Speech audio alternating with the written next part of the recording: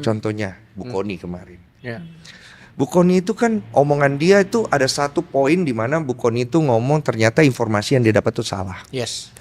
So akhirnya itu menjadi hoax. I'm very sad. Gue sad kenapa itu harus keluar lewat podcast gue. Oke. Karena tapi Bu Koni gentle. Dia bilang maaf ini ternyata salah informasi di sosial media dia. Gitu. Terus gue bantu lah. Maksudnya Bu Koni sudah menyampaikan begini-begini. Tapi orang fokus ke arah bahwa dia tukang hoax dan so on. Oke.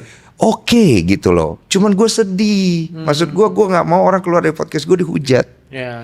Karena tujuan lo nggak itu kan. Terserah lah dia mau orang baik atau enggak. Lu atur deh.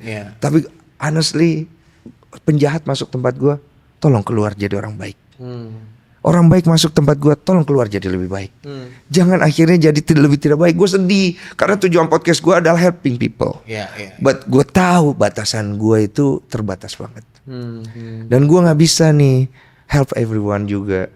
Karena akhirnya ya it's all back to the person. Ketika dia menyampaikan sesuatu yang tidak sesuai dan itu akhirnya menjadi masalah buat dia, ya gue paling bisa bantu untuk mengklarifikasi, tapi gue gak bisa bela.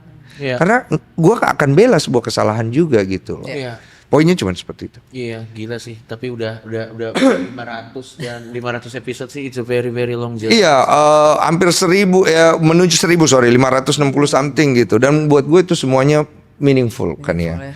Dari episode pertama yang bintang tamu gue. Bentuk Bang Denny juga berarti ya. Iya. Dari cerita-cerita.